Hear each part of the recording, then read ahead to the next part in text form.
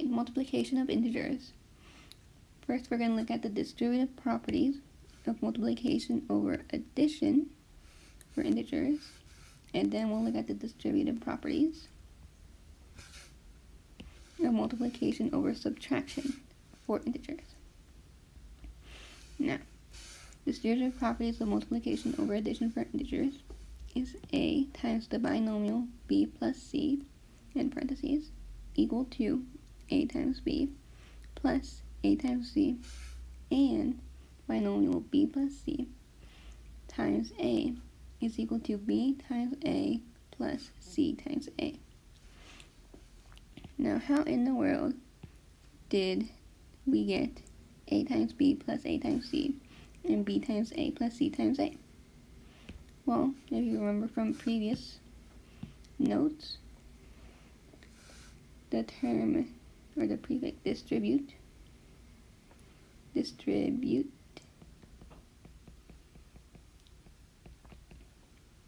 means we're going to distribute the a to the b, the a to the c.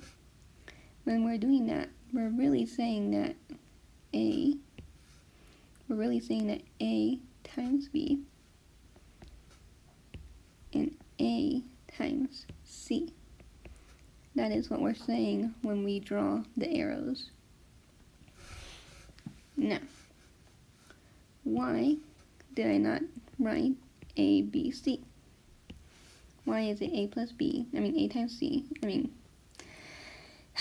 a times b plus a times c, and not just a, b, c?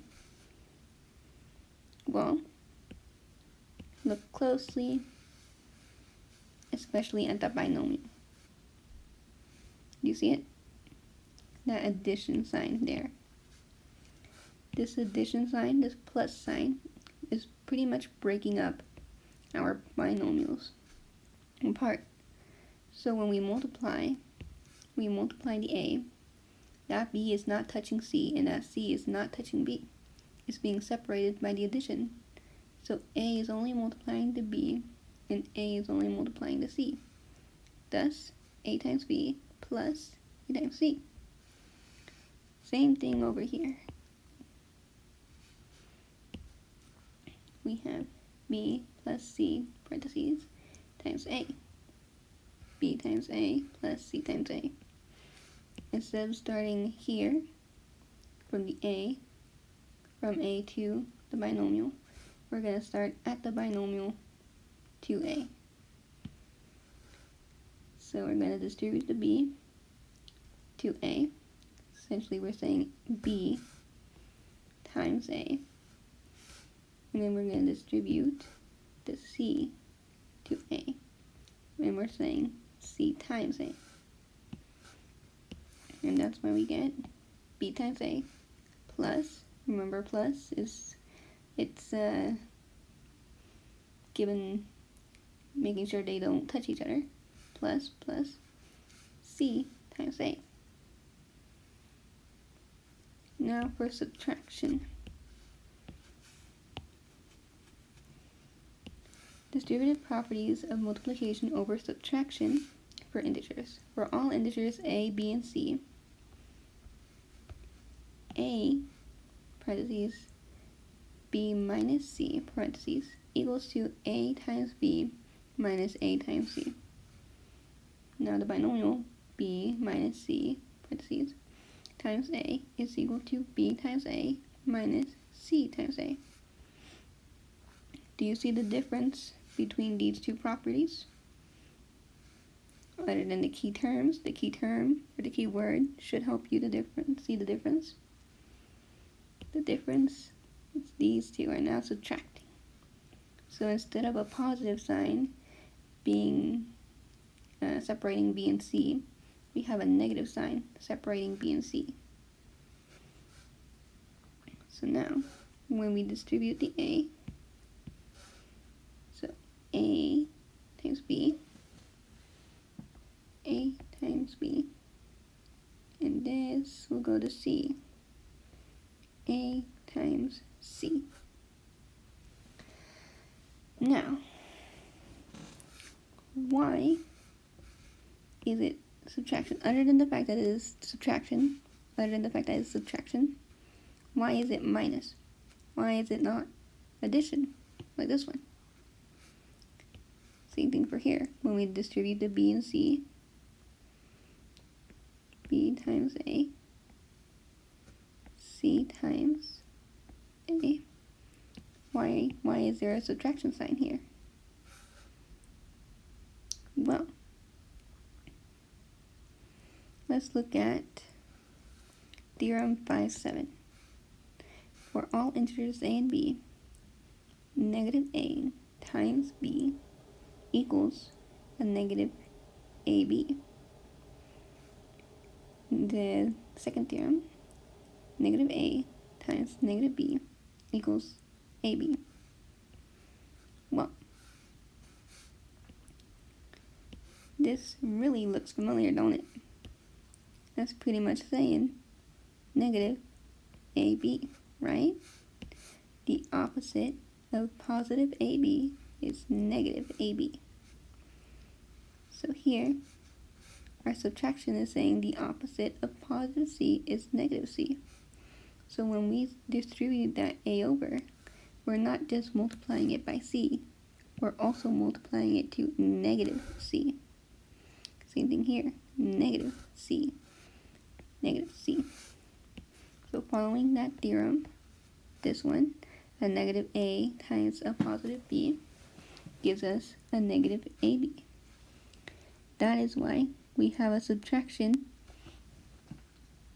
for AC and CA. Good so far? Alright, let's look at this theorem, 5.6. Actually, let's stay with theorem 5.7. I'm going to ask you guys a very important question.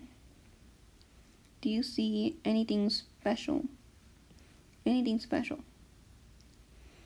Or how about anything unique between these two theorems? Pause the video, give it a moment to think, analyze it. Alright, assuming you paused it and you thoroughly deconstructed or analyzed these two formulas or equations, what is so unique is that in the first theorem we have a negative times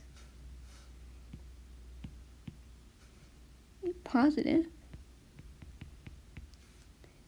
which resulted or equal to a negative. And on the second equation, we had a negative times another negative, which equaled to or resulted to a positive, a positive number variable. And that is why this theorem is so unique. Or this is why when I was in the subtraction, I believe, the subtraction of integer, where I was isolating b plus n equals a, I just moved the n over, moved the a the other side, and I just said, oh, divide negative 1 from negative n over to the other side to get negative b plus a equals positive n. And this is why I was able to do it so easily, because this negative times positive equals negative, and this negative times negative equals positive also applies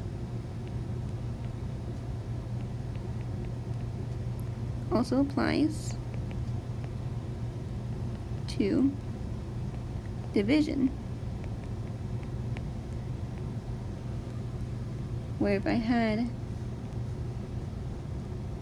a negative over a negative, what did that give me? Using our multiplication and remembering that multiplication is the opposite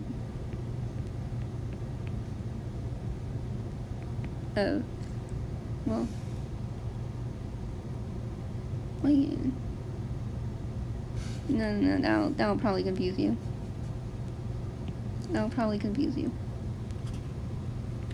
Let's go with this. So negative divided by negative. From here, what do you think?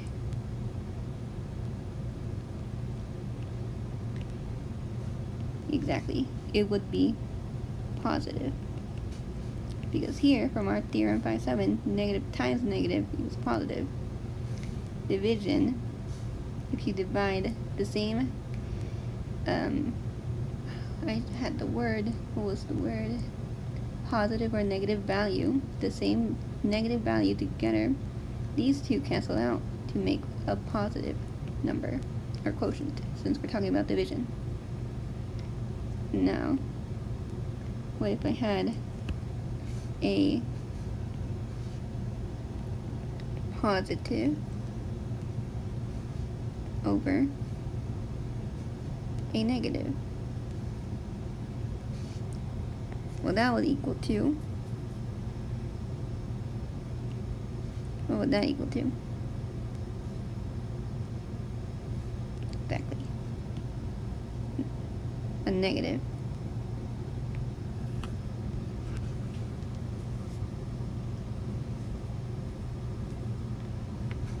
So this is why this theorem 5.7 is important for multiplication and division. Now then, let's look at theorem 5.6. Yeah, now going away from division. 5.6.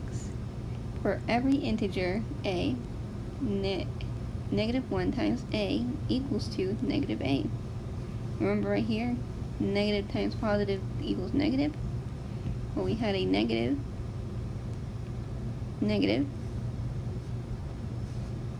times a positive, which equaled to a negative. And from previous multiplication, or like the multiplication of whole numbers, we knew that 1 times a variable a equals to itself a. Therefore, negative 1 times a is equal to negative a. Alright, with all this new information, let's go ahead and work on, this is important, very important. Let's go ahead and use these two from the previous section and use our newly acquired information to solve. And let's go with this one. We have a minus, parentheses, b plus c, parentheses. What do you think is the first that we should do? What is the first thing we should do? If you say to distribute the a over, that is not correct. Why? Well, look at it. Look at this one more time. Really look at it. And now compare it to our distributive properties. Do you see a difference? There is one key difference. All you have to do is just look at these.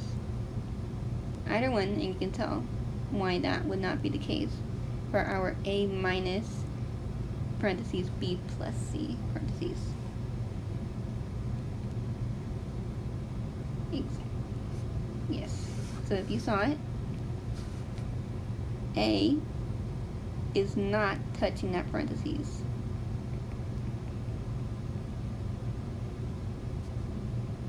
Therefore, a is not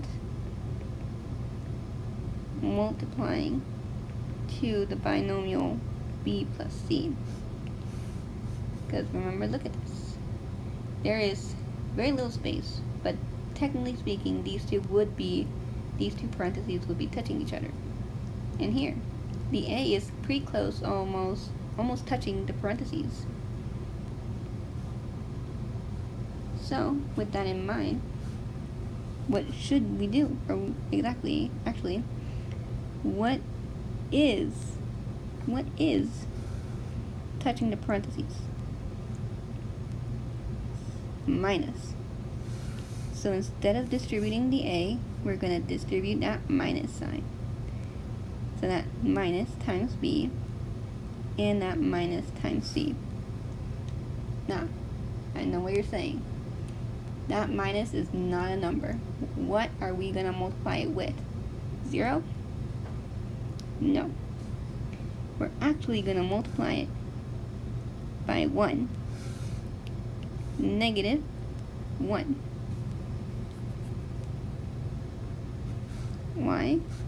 Well, we know we have a minus sign here, right? So we know there's something there. It can't be 0, because then that minus sign wouldn't be there, because 0 is nothing. So it has to be 1. 2 is too big of a number. That has to be specific. So the only number left is 1. So now let's rewrite this as A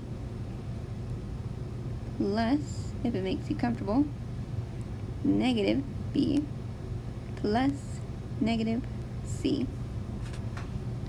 Now, if you remember from the addition or the subtraction of integers, where A minus B is equal to A plus negative B, where we essentially just justified or stated that these two are the same. This is equal to this because they equate to the same solution. These two look pretty similar to this one. So let's just rewrite this as A minus B minus C. And we're done. See? Real easy. Didn't have to break a sweat. Now look at this one. That was the definition. What's that? The definition? Yes, it was the definition of integer subtraction.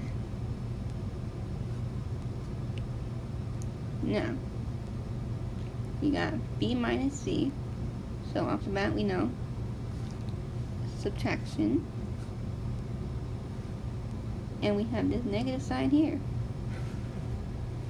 Well, what do we know? It's touching the parentheses, right? Therefore, we just gotta do a little bit of distribution. And we know that when we distribute, we're actually multiplying. So, negative 1 times B with negative 1 times, is it C positive or negative? Negative. Why? Because this subtraction sign is also saying that C, the opposite of C, is negative C. Now go ahead and fill in, pause the video and fill in the simplified format. Assuming you are paused and you got the answer, which should be negative B plus C. Why? Well, a negative times a positive gives me a negative, and a negative times a negative gives me a positive. Therefore, when we multiply the negative 1 to a positive B, we get negative B.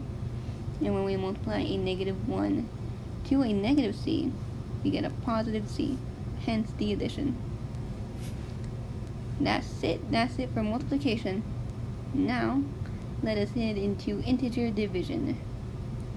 This is going to be quick and painless, I promise. Let's go ahead and move this down here. Alright. the definition of division for integers. For all integers a and b,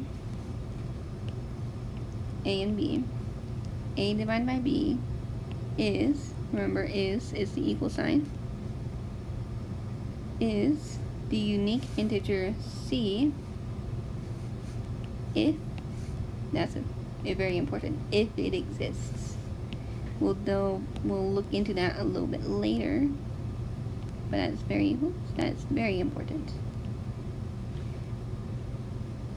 Such that a equals to b times c. Here I wrote it down. Multiplication is the inverse.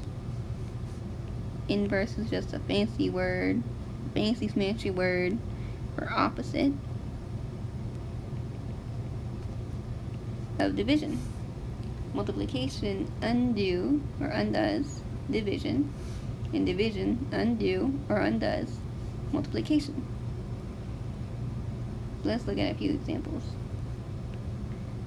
using our definition of integer division, where a divided by b equals to c, which is a unique integer, meaning what kind of numbers we will see. Yes. Negative and positive, and or positive number.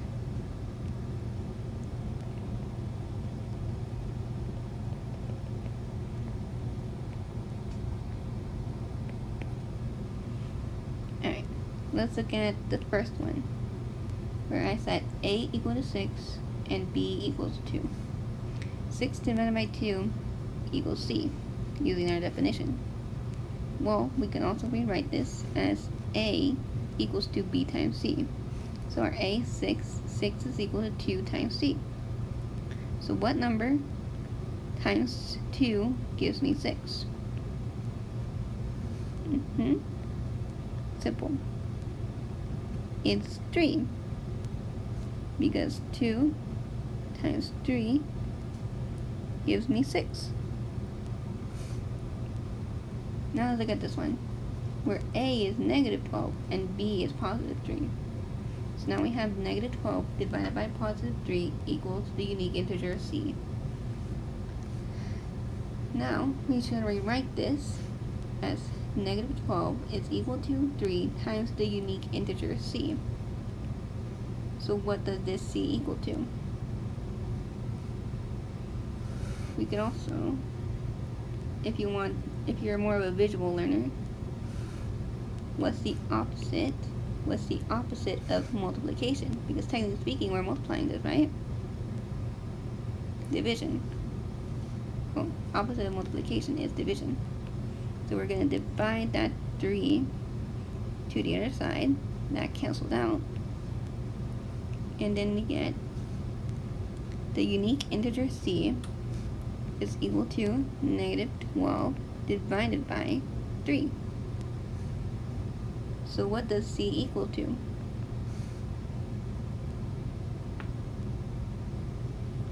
Or, question, positive or negative? Negative. Good. Why? Well, remember up here, our negative divided by negative equals positive, and our positive divided by negative equals a negative.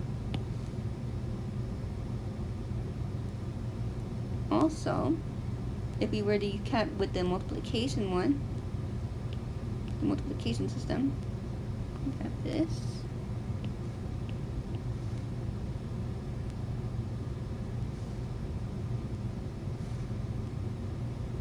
If we kept it as negative 12 is equal to 3 times c, we know that c is 4, because 3 times 4 is 12. But, I forgot one more thing. Positive times a positive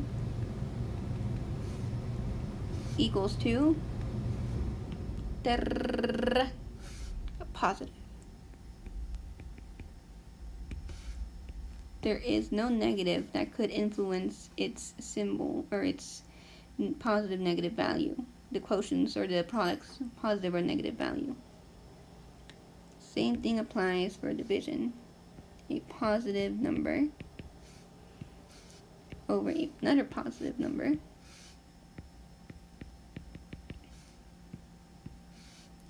equals a positive. Now why did I not bother writing it in the first place?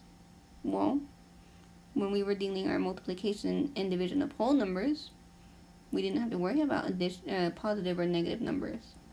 Why? Because they were already positive, and we didn't need to know that they were positive because we didn't need to deal with negatives.